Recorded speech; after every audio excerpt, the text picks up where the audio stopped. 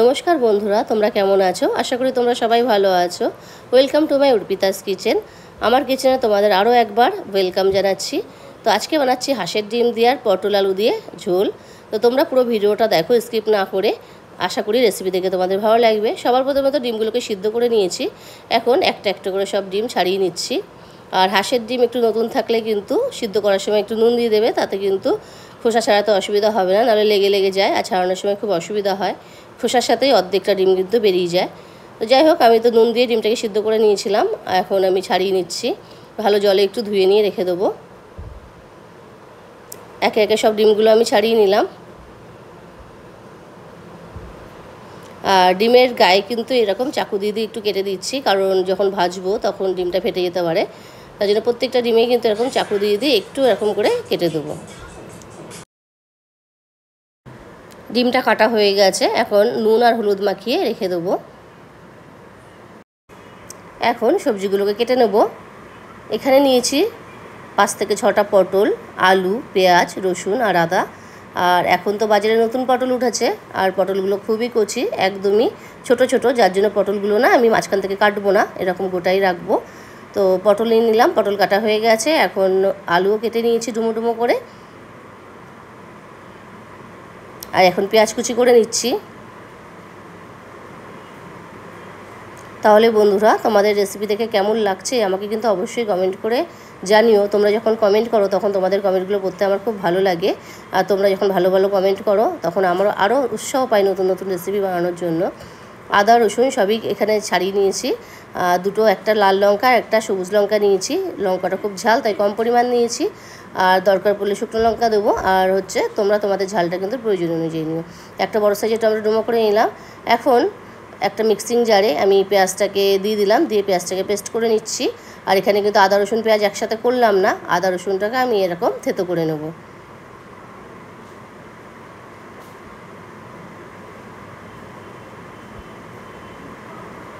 আদা রসুনটা থেতো করে নিলাম। আর এর মধ্যে আমি 4 থেকে 5টা এলাচি দিয়ে দিলাম। এলাচিটা দিয়েও একসাথে থেতো করে নিলাম। এখন কড়াইয়ে সর্ষের তেল গরম হতে বসাবো। তেলটা গরম হয়ে গেলে ডিমটাকে সবার প্রথমে ভেজে তুলে নেব।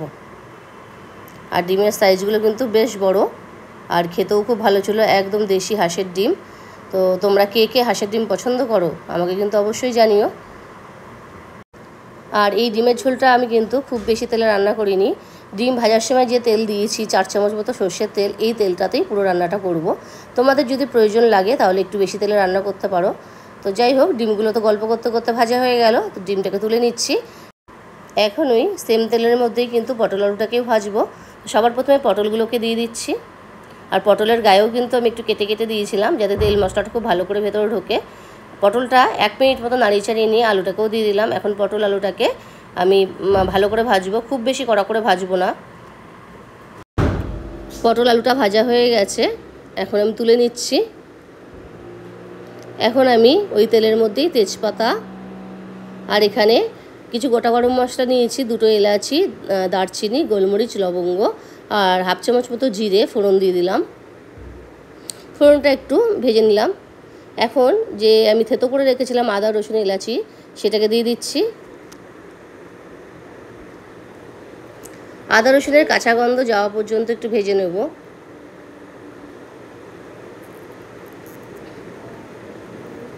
এখন দিয়ে দেবো পেঁয়াজের পেস্ট। তোমরা চাইলে কিন্তু পেঁয়াজ কুচি দিয়েও রান্নাটা করতে পারো। আমি এখানে পেঁয়াজের পেস্ট দিয়েছি।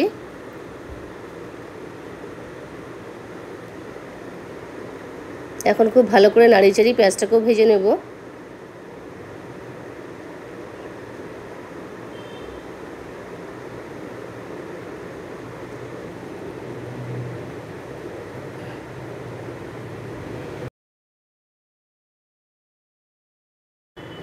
পেঁয়াজটা প্রায় ভাজা হয়ে গেছে, এখন আমি দিয়ে দিচ্ছি টমেটো কুচিয়ে দিলাম।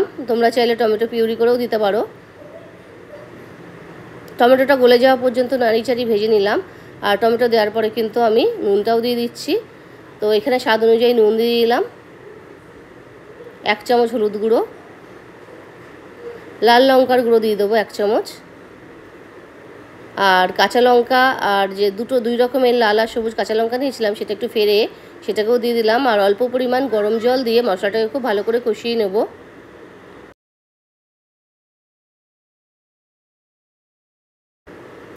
এখন দিয়ে দেবো জিরে গুঁড়ো আর দিয়ে দিচ্ছি 2 চামচ মতো টক দই আমি ফেটিয়ে রেখেছিলাম। আর টক দইয়ের বাটিটা ধুয়ে এই 2 থেকে 4 চামচ মতন জল দিয়ে দিলাম, দিয়ে মশলাটা খুব ভালো করে কষাবো।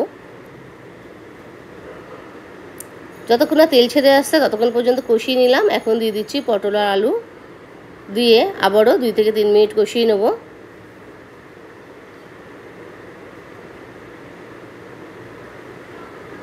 এখন দিয়ে দিচ্ছি জল, পরিমাণ মতন গরম জল দিয়ে দিলাম। এখন একটু নাড়িয়ে চাড়িয়ে নেব আর 2 থেকে 3 মিনিট ঝোলটাকে ফুটতে দেবো। আর ঝোলটা ফুটে আসলেই আমি ভেজে রাখা ডিমগুলোকে দিয়ে দেবো। ডিমটা দেওয়ার পরে যতক্ষণ না পর্যন্ত পটল আলুটা খুব ভালো করে সিদ্ধ হয়ে যাচ্ছে ততক্ষণ পর্যন্ত গ্যাসের ফ্লেম মিডিয়ামে রেখে আমি ডিমের ঝোলটাকে রান্না করে নেব। আর এই ডিমের ঝোলটা প্রায় রেডি হয়ে গেছে। এখন ওপর থেকে ধনেপাতা কুচি ছড়িয়ে দিচ্ছি আর একটা সার্ভিংগুলো সার্ভ করে দেবো। তোমরা যদি ইউটিউব চ্যানেল থেকে আমার রেসিপি দেখে থাকো তাহলে কিন্তু আমার ইউটিউব চ্যানেলটিকে অবশ্যই সাবস্ক্রাইব করে দিও। আর যারা ফেসবুক থেকে দেখছো তারা চ্যানেলটিকে অবশ্যই ফলো করে দিয়ে পাশে থেকো। তাহলে আজকের জন্য এই পর্যন্তই, দেখা হচ্ছে নেক্সট আর একটা রেসিপির সাথে।